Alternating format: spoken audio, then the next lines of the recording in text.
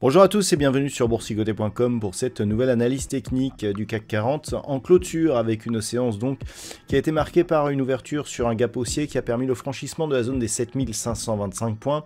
On est venu marquer un nouveau plus haut de dynamique court terme, mais on n'a pas eu de relais puisqu'on est revenu ici s'appuyer sur cette zone franchie des 7525 points qui s'est du coup transformée en support. Donc il s'agit d'une poursuite ici du mouvement haussier que nous avons depuis maintenant 2 semaines, mais qui se fait avec une dynamique relativement faible. Au niveau des indicateurs techniques, nous sommes toujours dans un flux plutôt haussier au sens des histogrammes du MACD qui évolue désormais dans la partie positive de leur zone d'évolution. Le RSI s'est neutralisé.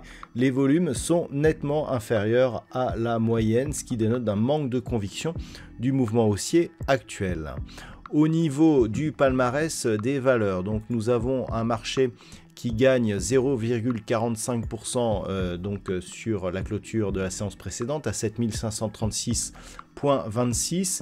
Eh bien, nous avons eu quelques belles hausses aujourd'hui, à l'image d'Accor Hôtel qui gagne 6,3%, Saint-Gobain plus 4,65 et Safran plus 4,16 eh bien, sont donc complètent le tiercé de tête. Derrière, Airbus, Schneider Electric ou Société Générale sont sur des hausses entre 2 et 2,5%. Au niveau des plus fortes baisses, on notera le gadin d'Edenred qui a pâti d'une décision politique au Brésil, moins 16,78%, c'est énorme.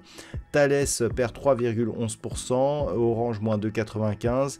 Derrière L'Oréal et Capgemini avec des pertes proches de 1,5%, limite la casse. Donc on le voit. Effectivement, une ouverture qui s'est faite sur un gap haussier qui a permis le franchissement de cette zone. On revient la valider en tant que support. On aurait aimé un comblement un peu plus fort du gap ici qui s'était ouvert le 4 avril, mais cela n'a pas été le cas. Je vous invite à observer ce qui se passe sur l'ensemble des indices mondiaux. Dans l'analyse donc des indices mondiaux qui est paru aussi ce soir, on voit une nette différence de performance entre divers indices et notamment entre l'indice CAC 40 et les autres. Donc on est sur une petite sous-performance. Alors je dirais que le signal positif du jour, c'est le franchissement confirmé de la moyenne mobile 20 exponentielle. Donc c'est un premier signal d'affaiblissement de la dynamique baissière qui avait abouti ici à un retour sur cette zone des 6800 points. Le fait que l'on ait du mal ici à monter, que l'on ait pris plus de 2 semaines pour regagner ce que l'on avait perdu en 3 jours, dénote tout de même d'un mouvement qui reste technique et qui n'a pas une grosse puissance. Il n'y a qu'à voir l'évolution des volumes pour s'en convaincre. Avant d'aller plus loin, je vous propose une vue sur le marché en hebdomadaire, comme tous les vendredis, pour constater que nous sommes effectivement sur une belle hausse d'un point de vue hebdo. On a même une configuration ici, si on prend cet ensemble et que l'on associe ici ces 2 bougies, qui s'apparentent un petit peu à une étoile du matin, un gap ici assez énorme, une bougie assez hésitante et donc une remontée. Toutefois, ce qui aurait été intéressant, c'est de revenir sur ce niveau ici des 7855 points pour annuler ici cette bougie. Ce n'est pas le cas. Alors effectivement, on est sur un mouvement, je dirais, de retournement, mais on le voit aussi sur cette vue en hebdomadaire qui manque de conviction. Au niveau des indicateurs techniques, sur cette unité de dents hebdomadaire, on est sur un retournement haussier au sens des histogrammes du MACD. Donc ça, c'est un signal intéressant. Un RSI qui reste neutre et des volumes nettement inférieurs à ce qu'ils étaient lors de la phase de baisse et même lorsqu'ils étaient lors de la phase de hausse auparavant. Donc on est ici sur une réelle phase d'attente. Alors cela s'explique par le fait que les marchés sont suspendus aux prochaines déclarations de Donald Trump concernant justement ces droits de douane et donc la possible entrée dans une guerre économique généralisée.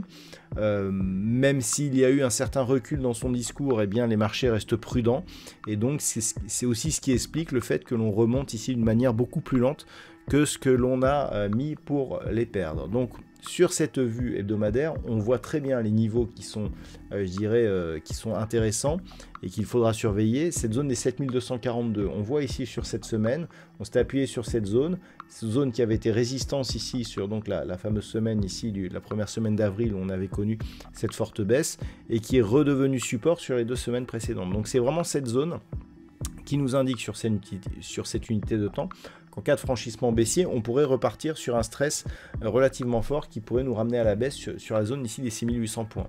Mais d'un point de vue global, on est toujours sur une attaque ici, bol inférieur, sous la moyenne mobile 20 exponentielle. Donc ça reste potentiellement baissier et il faudrait au minimum repasser au-delà des 7725 points. Vous allez voir que c'est un point que l'on va retrouver sur la vue daily pour espérer reprendre un biais un peu plus positif. Globalement, il faudrait même repasser au-delà des 7800 points. Ce qui veut dire que tant que l'on est sous ces niveaux, sur cette unité de temps hebdomadaire, eh bien, on reste sur un risque baissier qui ne sera, je dirais, au moins partiellement invalidé que par une rupture de ces deux niveaux. On a ici une zone intermédiaire des 7525 points que l'on a tenté de franchir en ce début de semaine.